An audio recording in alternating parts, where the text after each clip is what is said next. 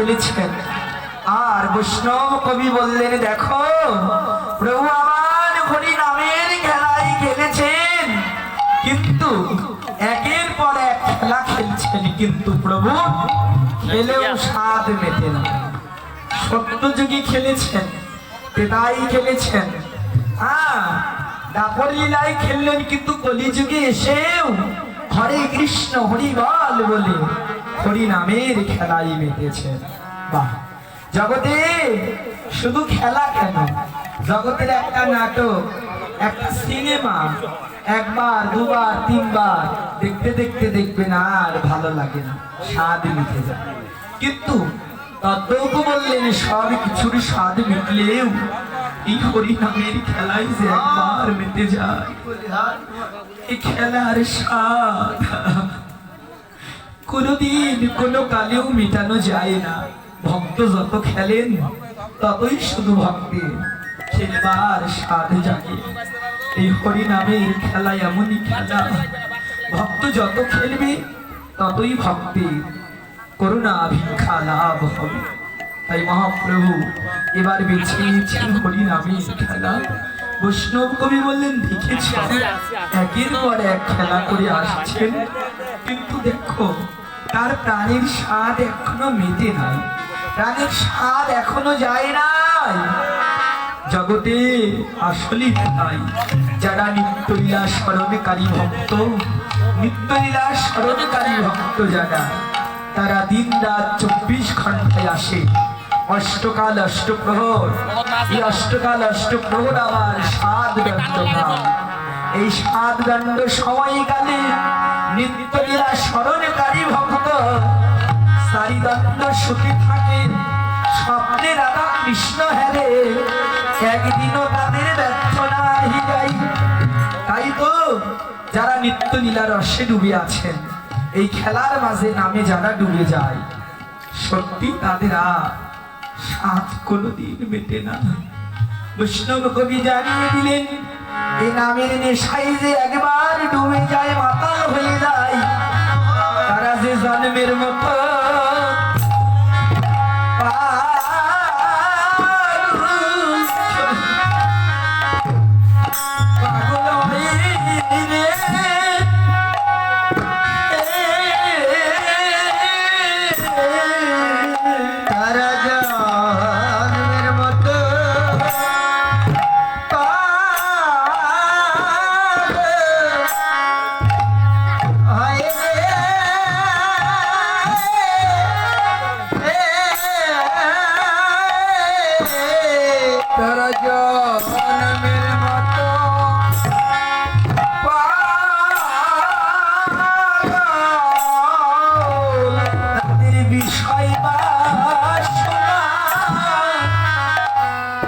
কিছু ভালো লাগে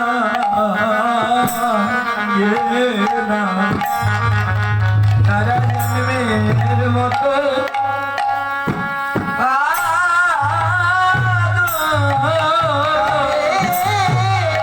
বিষয় বাসনা ভালো লাগে না, তারা জন্মের মতো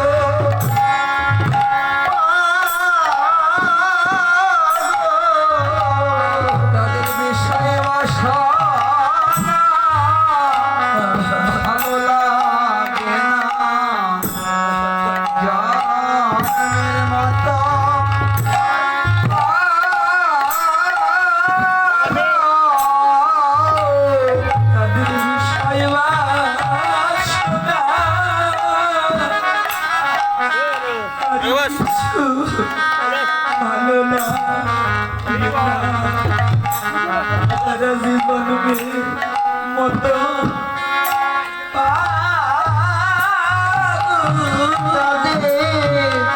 বিষয় বাসনা ভালো লাগে না, তারা জন্মের মতো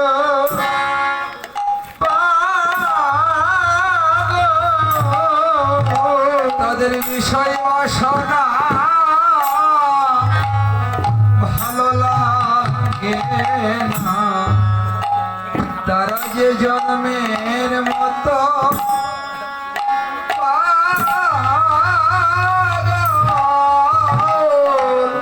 বিষয় বাসনা ভালো লাগে না, তারা জন্মের মতো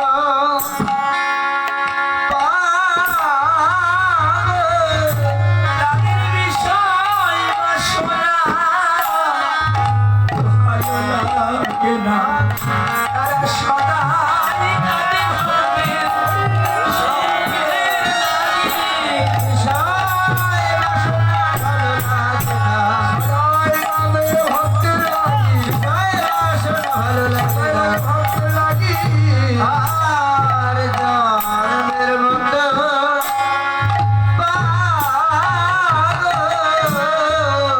পাগল হই রে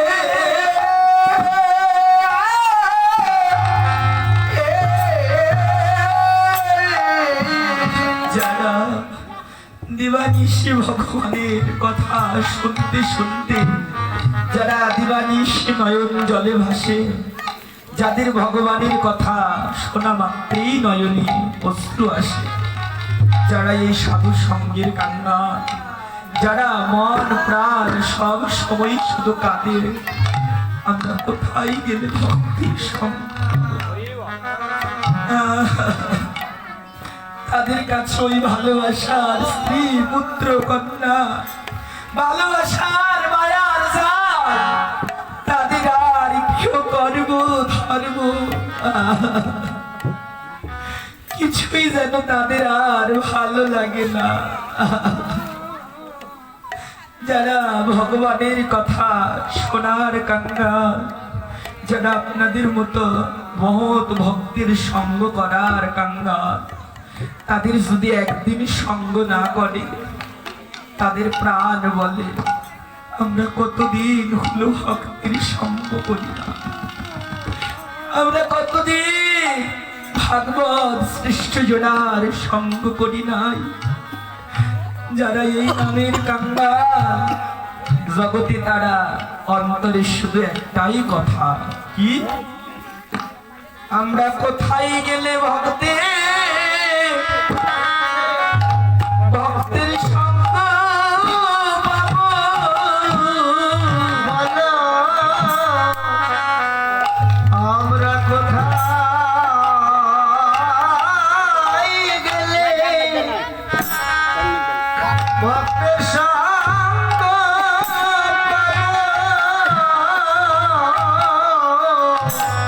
আমরা কোথায় গেলে ভক্তের সঙ্গ পাবো?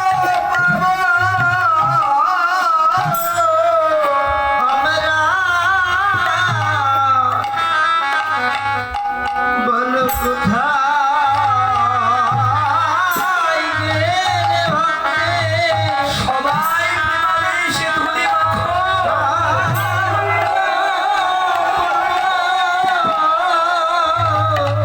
আমরা কোথায় গেলে ভক্তের সঙ্গ পাবো? তাদের আর কিছুই ভালো, তাদের আর কিছুই ভালো লাগে না রে। বলে আমরা কোথায় গেলে ভক্তের, এই ভক্তের সঙ্গ পাবো। তাদের কিছু ভালো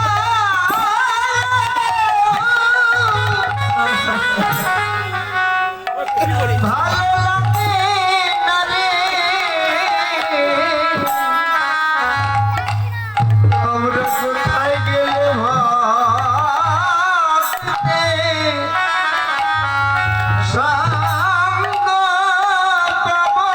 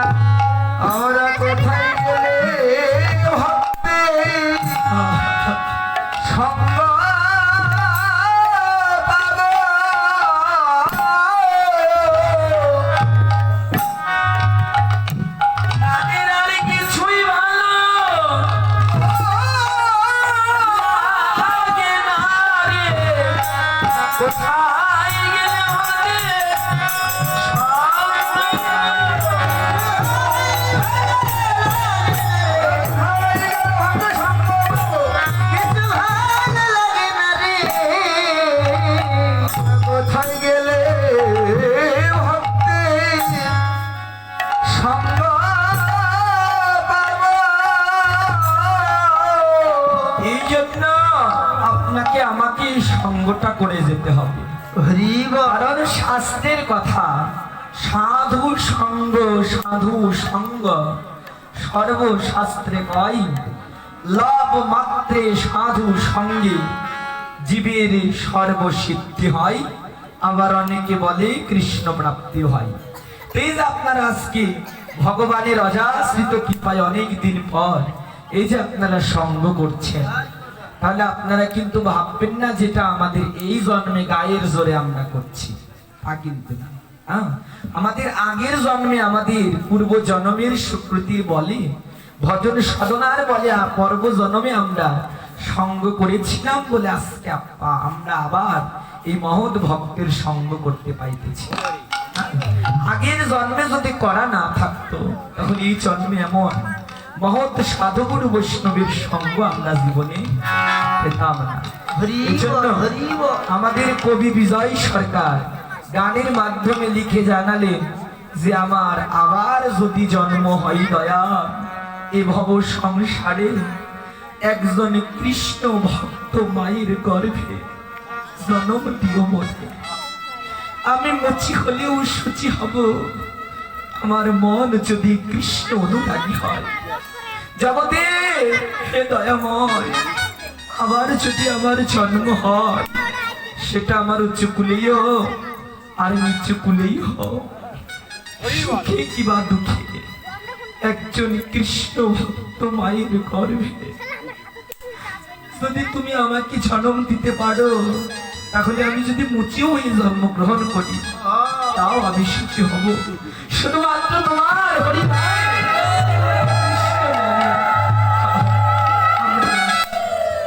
তোমার কোন কীর্তনে।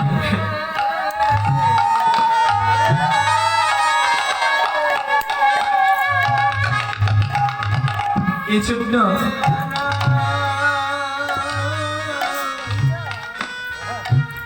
আমাদেরকে প্রত্যেকেই ভাবতে হয় এসেছে একদিন আবার চলে যাব, কিন্তু আমরা এই যাবার আগে আমাদের কিছু কর্ম করে যেতে হয়, এই মহতের সঙ্গ করতে হয়, হরিনাম সংকীর্তন আনন্দ করতে হয়।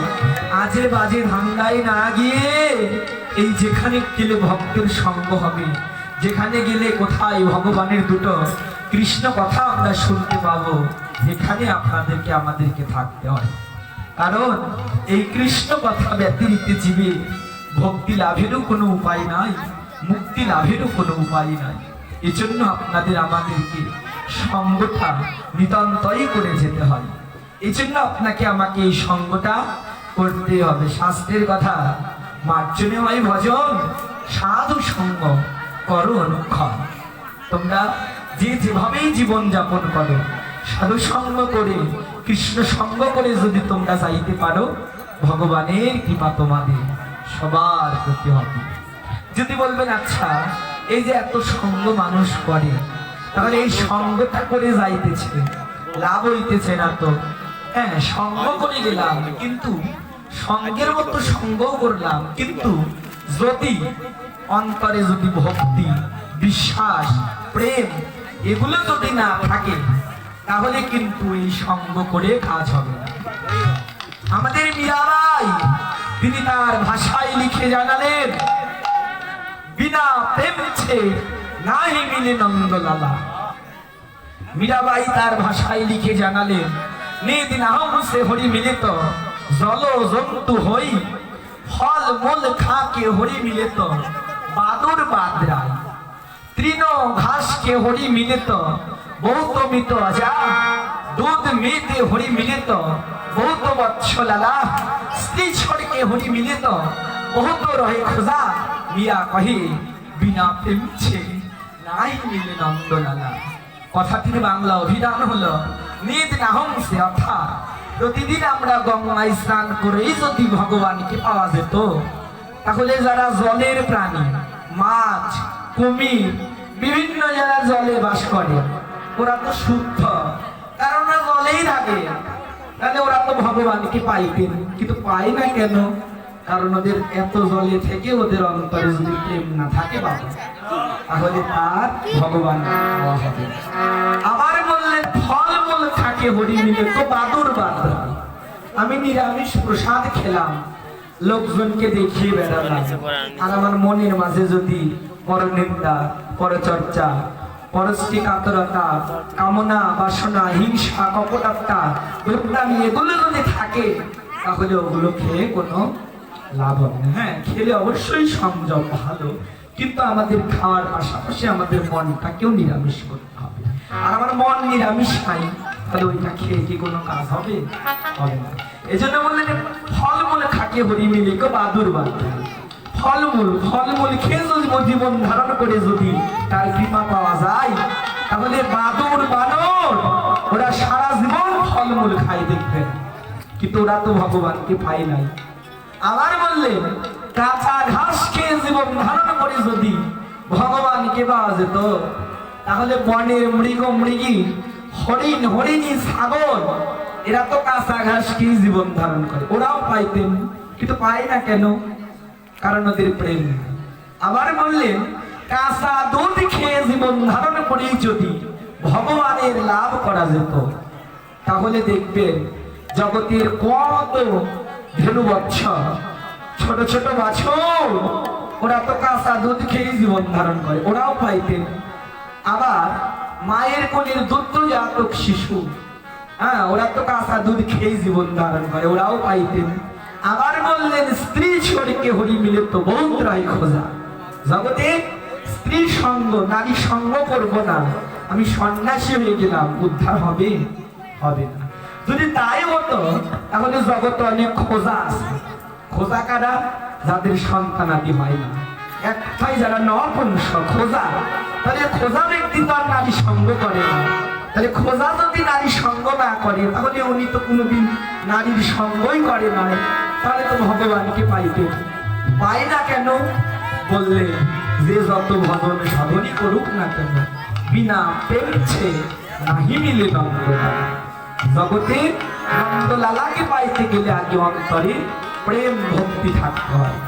প্রেম ভক্তি যদি না থাকে, তাহলে ওই নন্দলালাকে কোনোদিন কখনোই জীবনে আপন করে প্রতিরূপে বান্ধব রূপে পেয়ে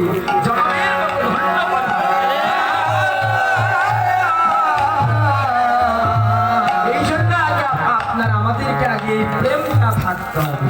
হ্যাঁ, অহংকারী ব্যক্তির কখনো ভগবানের কৃপা হয় না।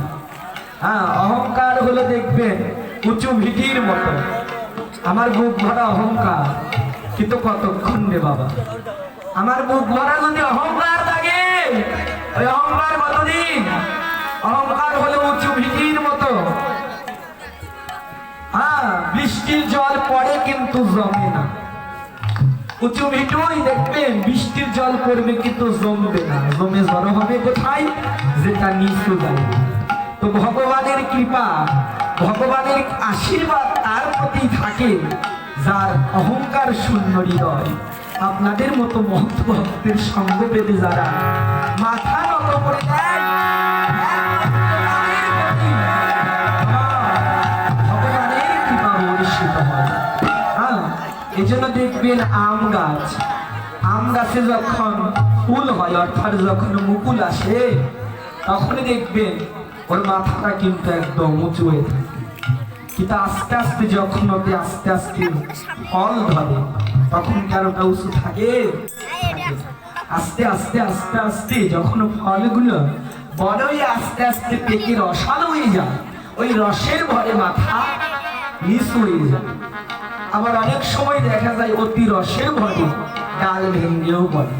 তো ভগবানের কৃপাও তাই, প্রেম ভক্তি ভালোবাসা যখন আমাদের রসেটা একটু মোর হয়ে যাবে, সেই ভগবানের কৃপা আপনার আমার সবার প্রতি বর্ষিত হবে। হ্যাঁ, জন্য আপনার আমার এই প্রেম আর ভক্তিটা জীবের থাকতে হবে। বললেন হ্যাঁ, এই যে সঙ্গ করে গেলাম, কিন্তু প্রেম ও ভক্তিও রাখলাম, কিন্তু একটা জিনিসের অভাব আছে। সেটা কি? যদি বলেন আমার বিশ্বাস তাহলেও হবে, করে গেলাম, শুনে গেলাম, কিছু হবে না যদি বিশ্বাস না থাকে। একটা প্রবাদ বাক্য আছে, আপনারা সবাই জানেন, তাও বলি, যে বিশ্বাসে মিলাই বস্তু তর্কে বহুদূর। হ্যাঁ, তো বিশ্বাসটাও থাকতে হয়। বিশ্বাস কেমন? বিশ্বাস হলো দুই প্রকার, একটা হলো কমল বিশ্বাস আর অপরটি হলো দীর্ঘ বিশ্বাস। কমল বিশ্বাস কি? কমল মানে নরম। যে বিশ্বাসটা নরম মানে আমার মনে হচ্ছে এই যে সঙ্গ করছি, কীর্তনাদি করি, আমাদের হচ্ছে কি হচ্ছে না, কৃপা হবেই কি হবে না, এই যে একটা নরম বিশ্বাস, এই নরম বিশ্বাস থাকার সঙ্গে সঙ্গে ভগবানের কৃপা হবে না। কারণ এটা আমার বিশ্বাস হবেই কি হবে না, এই যে একটা বিশ্বাস আপনারা করে গেলেন আর মনে করলেন যে সবাই বলে সঙ্গ করলে নাকি মঙ্গল হয়, ভগবানের কৃপা হয়, বিপদ থেকে মুক্তি পাওয়া যায়, করলাম হলো কি হলো না, এই যে একটা নরম ভাব, এটা হলে কিন্তু হবে না। থাকতে হবে দীর্ঘ বিশ্বাস। হবে যেমন